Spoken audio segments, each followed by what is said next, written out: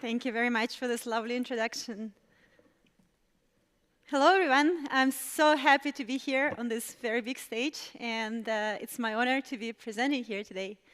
The title of my talk is Multimodal Generative AI Demystified, and in the following 30 minutes, I will introduce this technology to you, and hopefully you will learn how this technology works. I'm a senior data scientist at NVIDIA, and in my day-to-day job, I help our partners and customers utilizing AI in the best possible way. And I see there is a big audience here today, and I bet there are a few data scientists here in the room. Please raise your hands if you also work in data science. Nice, there's a big number I can see. And I can guarantee I know how you feel in the past 1.5 years. At least that's how I feel these days. So while some of us are still tuning hyperparameters of convolutional neural networks, the huge tornado of new techniques, generative AI, sweeps out everything on its way and even makes some jobs obsolete. But before I continue with multimodal generative AI, let's take a look in the retrospective. So what we had before is a huge array of different architectures, different specialized architectures, which were used to solve different tasks. We had convolutional neural networks for computer vision, we had GANs for image generation, RNNs were used for language and speech processing, and reinforcement learning was mostly used in the fields of robotics. To train these architectures, you would typically need a small data set, which would be labeled by a human observer.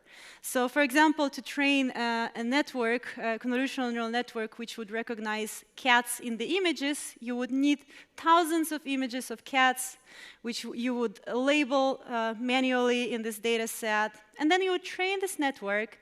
And this network would be good at performing one and only task, identifying cats in the images. And if you then say, I want this network to detect dogs, then you would need to collect another data set and label it again, and then retrain this network to expand its knowledge. And you can imagine that this approach is not sustainable if we are aiming at creating something like artificial general intelligence or AGI. And I believe that a sustainable solution has been found, and it is multimodal generative AI.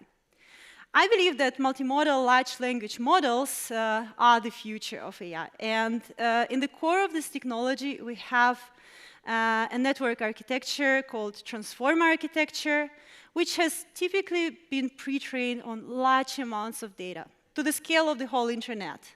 And these architectures, they contain of billions of parameters, and they have been trained in the unsupervised way. Because they've been trained in unsupervised way, we can say that it is sustainable because we don't need to label the whole internet of things, right? So multimodal large language models are really a door opener to many technologies and many applications. And these technologies are already very useful, and there's a clear indication to that. So if you look at this figure, taken from the report by Microsoft called Sparks of Artificial General Intelligence, they show that the model GPT-4, GPT stands for Generative Pre-trained Transformer, it's the model developed by OpenAI. They were able to show that this model has 82% accuracy in zero-shot tasks. What do we understand by zero-shot tasks? It's the capability of the model to perform on unseen tasks. For example, if we have our foundation model, and if we say, OK, we want this model to identify cats and dogs in the images, even without retraining this model specifically on cats and dogs, the model will be able to predict that there is a cat or a dog or maybe a mouse in the image. And this is called zero-shot capability. So 82% is already a very big number. And it indicates these models can be already used in our day-to-day life. Here's another great example showing the effect of multimodality. So the blue bars in the diagram, they show the performance of the model GPT 3.5, also known as ChatGPT, on different exams, from calculus to environmental science. And while it performs well on some of the exams, it underperforms on other exams. And if we take the multimodal version, GPT-4, we can see that the performance increases. And if we further add image modality, the performance even increases even further. So this increase in performance is no longer incremental, it's substantial. Another example which I really like, GPT-4 is able to reason about humor.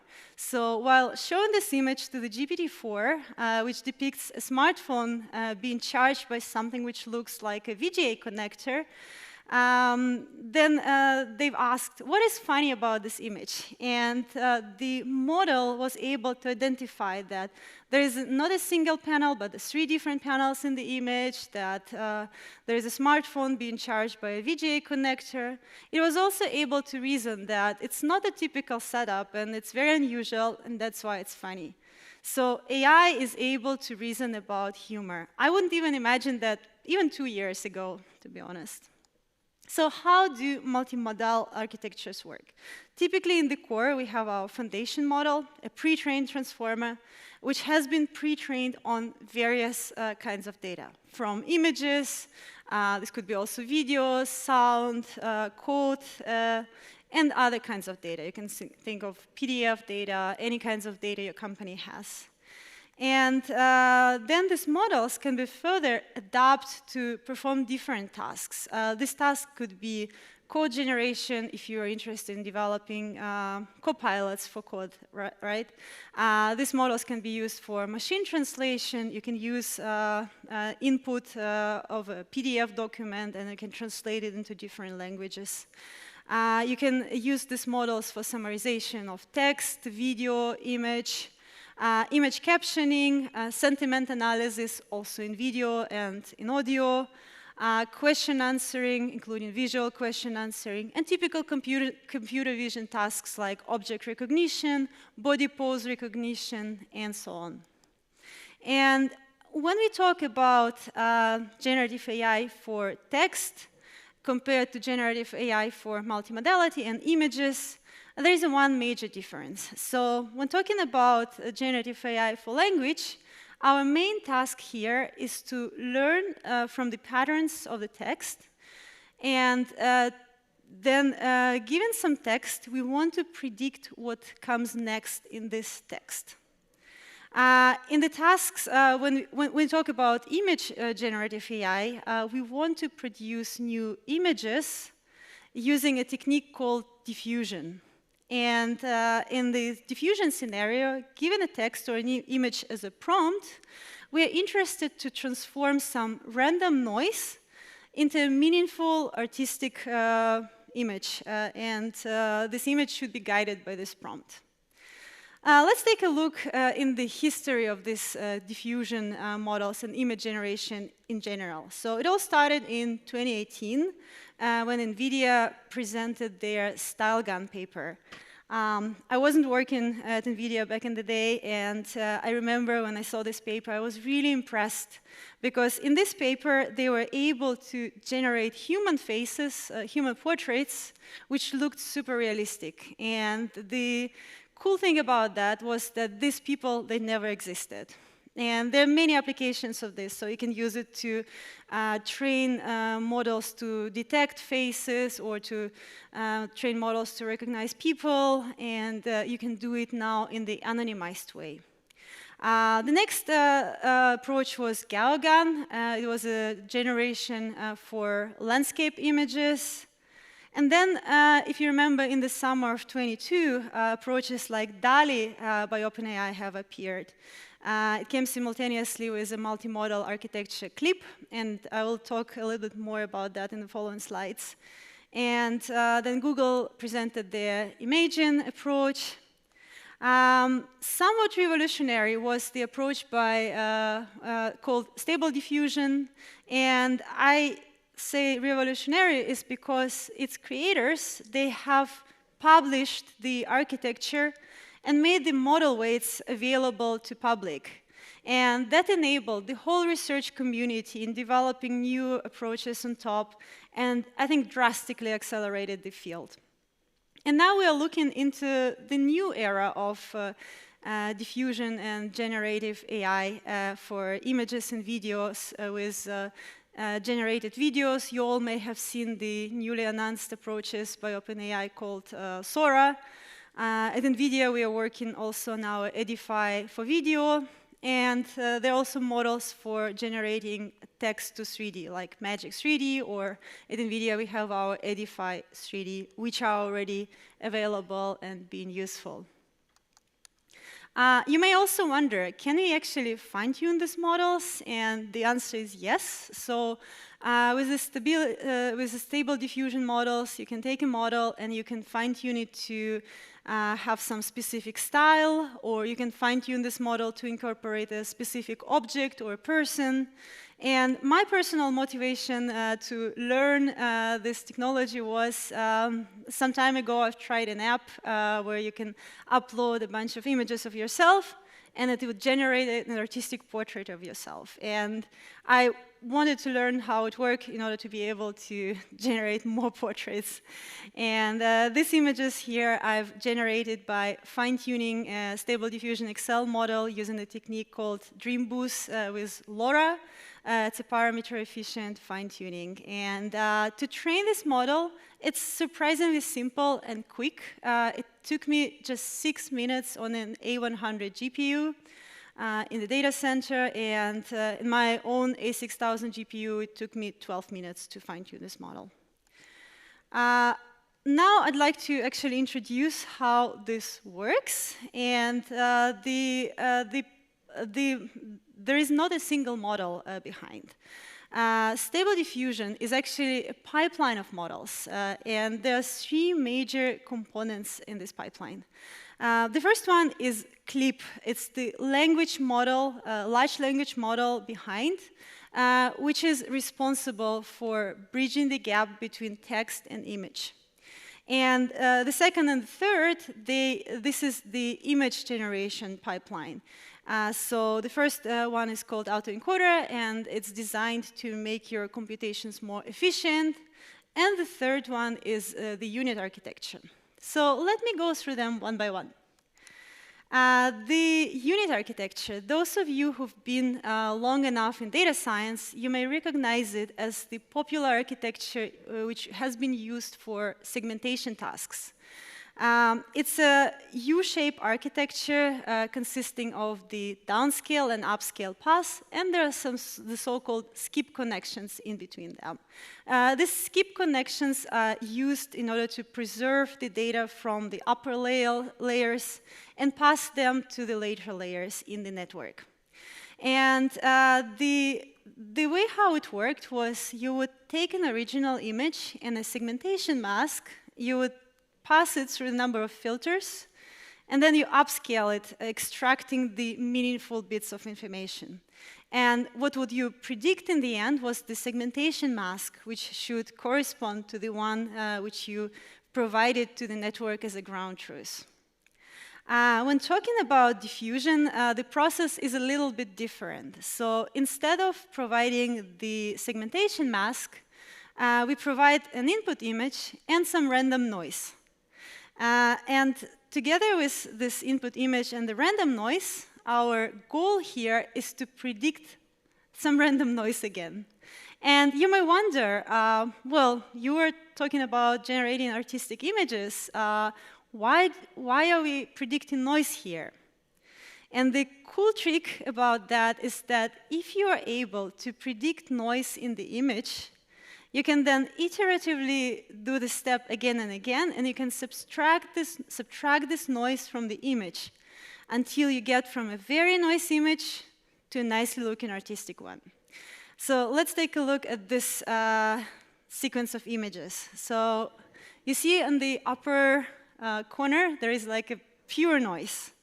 And while iteratively subtracting this noise from this very noisy image, we arrive at some clear image which looks nicely. And the training works as follows. So we have a data set of many images, and we pick these images iteratively. We also generate this random noise by applying some scheduling techniques, and we pick the amount of this noise. Then we add this noise to the image in that amount, and then we predict this noise.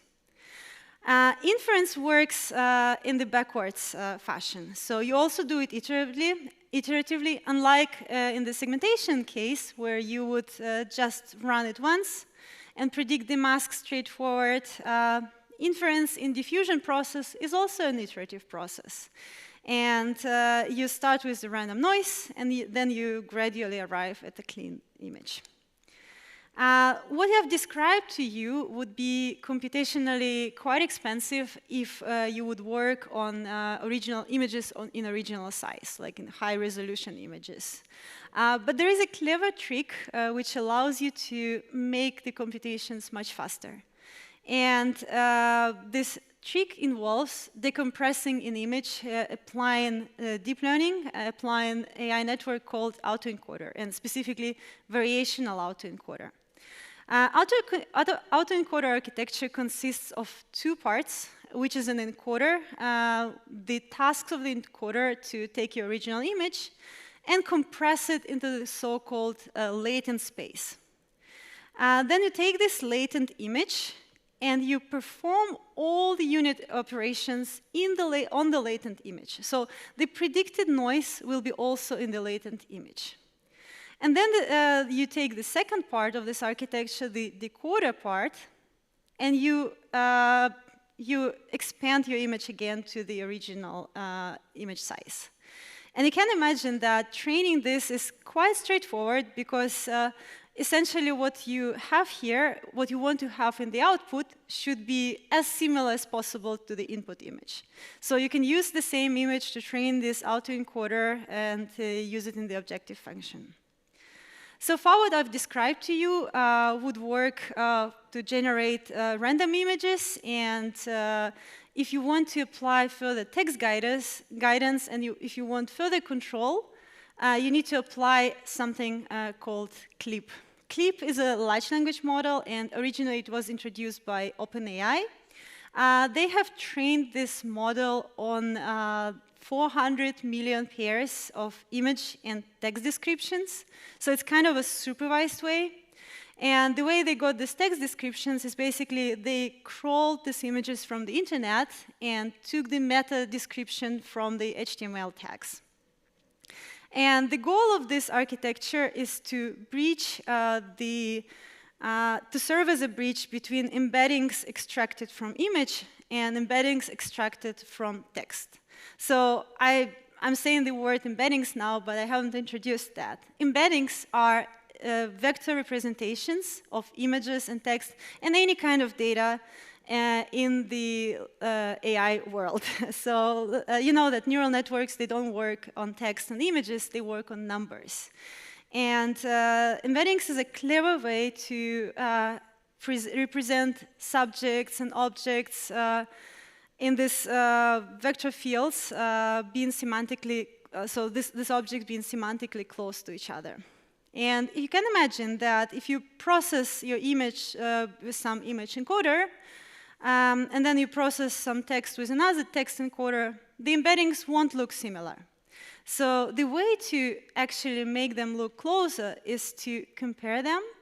And we apply the so-called cosine similarity. And then if they are similar enough, then you reinforce that by increasing the weights, by adapting the weights of your model. And if they are dissimilar, and for that you need negative pairs, you penalize it using the so-called contrastive loss. And the goal of this process is to make sure that you can interchangeably use image encoder and text encoder by applying it on the corresponding images and text. And then putting it all together, it looks like this. So we have our image in the latent space. We have the noise amount generated by our scheduler. We have our text embeddings generated by text encoder, and it all gets combined in the so-called cross-attention layers in our unit architecture. And then what we predict in this step is our predicted noise, which we iteratively subtract from our image. It's also possible to do the so-called image-to-image guided generation. So in this image here, I'm showing you a sketch of a pink panther, which I drew myself. And I wanted to beautify it. Don't judge me, I've heard people laughing. I wanted to beautify it using AI. And there was a picture of a pink panther, which I got. I'm like, wow, it looks nice. But then I looked at the image and said, oh, maybe it's a cat. And it got me a cat.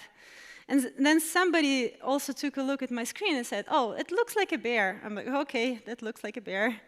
But then I went really crazy, and I've generated a monkey, a cow, and even a pig. So you can imagine I had really lots of fun when doing this exercise.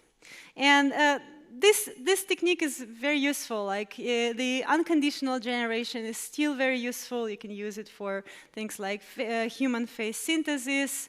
You can also generate it for synthetic asset generation if you want to populate digital twins. If you're creating synthetic data to train your networks for any kind of task. You can also use these techniques for super resolution images. If you have a small image and you want to make it bigger, or if you want to expand your image, you can also use that.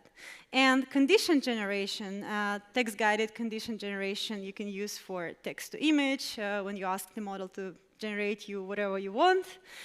It can be also used for selective image editing and inpainting. Let's say you have a photograph with your ex-boyfriend or ex-girlfriend, and you want to get rid of them in your life. You can also use these models for that. And then, of course, text-guided image-to-image can be used. And to finish my talk, I'd like to show you what we as NVIDIA are doing in this field with our own Edify foundation model for generative AI.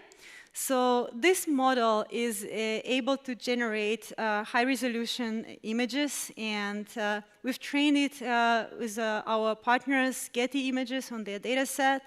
It's clean, and we're also allowed to legally use it because, we know what kind of data it's been trained on.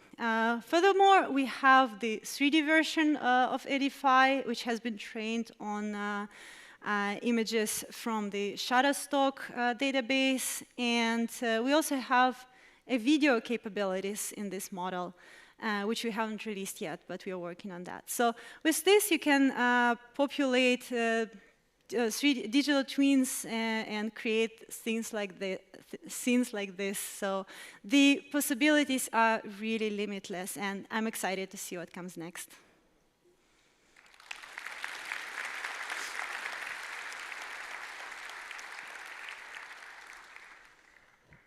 Thank you very much, Ekaterina. But then, what comes next, actually? We will see. Do you? No, because this was my question, considering actually your background in 3D reconstruction, localization, and tracking. I mean, this already felt a lot like the future work. But do you think that there's going to be a major breakthrough in some areas? It will get better and better. So these 3D capabilities now are quite simplistic, I would say. So we are able to create models from text, but these are models of simple objects. In the future, we'll be able to generate the whole complex scenes with like very complex and fine detailed objects. I'm sure that will be possible. For videos, we are already seeing major progress, like OpenAI is doing in the Sora videos. They're quite long lengths. We at NVIDIA are working on something similar as well, so just stay with us. Exciting. And it's time for the questions from the audience. Do we have questions? I see there are some hands. Yes, there are some hands raised. And we have Fatima and Judith that will take care of that.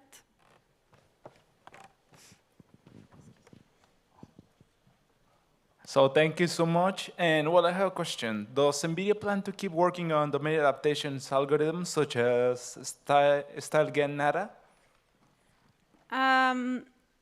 Well, we are working on image generation techniques and diffusion techniques are one of those. StyleGAN, it's a fascinating field as well, and I'm sure there is also research ongoing. Thank you. But we have more questions, if I'm not wrong.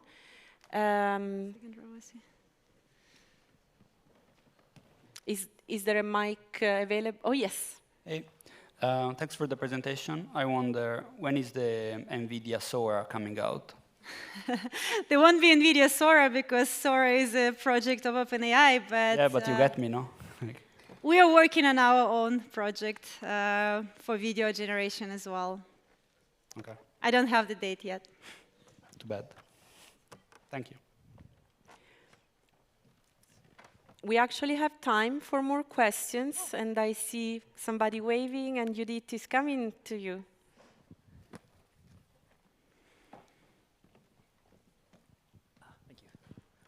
Thanks for the great presentation up here.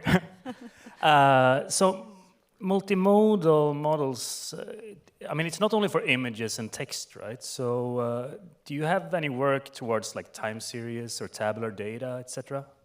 We are working on that. I particularly haven't worked on this, but my colleagues are working on that. And when it comes to what you can show about it, is it like on a similar level or is it way behind? I would restrain commenting that on something which is not published yet. Okay, thank you. Thank you. There was also a hand there. There is a question down here, but... oh, no, you can't, because nobody else is going to hear. But Fatima, we have a question in the front here. Then, yeah, I really encourage you to raise your hands so that both of them.